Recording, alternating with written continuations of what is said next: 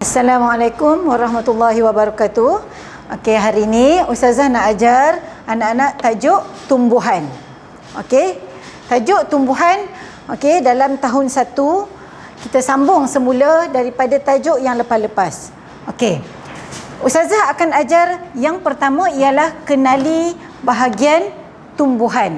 Okey, kita nak mengenal dalam tumbuhan ni, okey, bahagian-bahagian tumbuhan. Okey, yang pertama ialah bahagian tumbuhan iaitu daun. Okey, kebanyakannya tumbuhan mempunyai daun. Ini contoh daun. Okey, yang kedua ialah bahagian tumbuhan yang kedua ialah bunga. Okey, ini contoh bunga. Okey, cantik bunga, bunga matahari. Okey, seterusnya ialah kita akan mengenali bahagian batang. Okey, di tengah-tengah pohon. Okey, ini dipanggil bahagian batang. Okey, seterusnya, okey, ini batang. Okey, pokok, dan ini di bahagian tengah-tengah ini dipanggil batang. Okey, seterusnya ialah kita akan mengenali bahagian akar.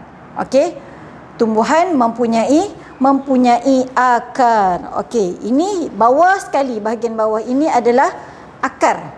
Okey, ini ada akar tumbuhan. Okey, murid-murid, okey, murid-murid, Ustazah ulang semula. Bahagian yang pertama iaitu kena kenal bahagian daun, iaitu daun. Yang kedua bunga, yang ketiga batang, dan yang keempat akar. A few inches later.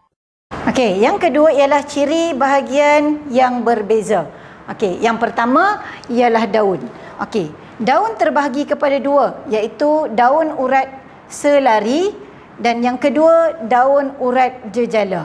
Okey, selari ini adalah contoh urat selari. Uratnya lurus. Okey, ini Ustazah bagi contoh. Okey? Okey, dia lurus, dia tak ada bercabang-cabang. Okey, yang kedua ialah urat daun jejala. Okey, jejala pula urat daun dia bercabang-cabang. Okey, Ustazah tunjuk bahagian belakang. Bahagian belakang mungkin lagi jelas. Okey? Okey. Contoh, Ustazah bagi contoh urat daun selari. Urat daun selari contohnya pokok pandan yang mak kamu masak di dapur. Okey, masak untuk bubuh dalam nasi, dalam masakan lain dia bagi wangi. Okey, yang kedua ialah contoh pokok kelapa yang Ustazah tunjuk tadi. Ini adalah pokok kelapa yang Ustazah ambil.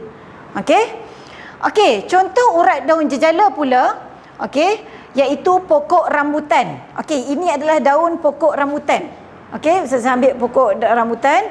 Dan yang kedua ialah pokok durian. Dan ada lagi contoh-contoh lain. Nanti anak-anak pergi keliling rumah boleh cari di mana contoh-contoh untuk urat daun selari dan urat daun jejala.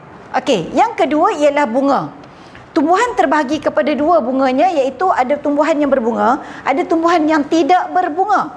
Okey, tumbuhan berbunga dan tumbuhan tidak berbunga. Okey, ini adalah tumbuhan yang tidak berbunga yang Ustazah ambil, iaitu rumput.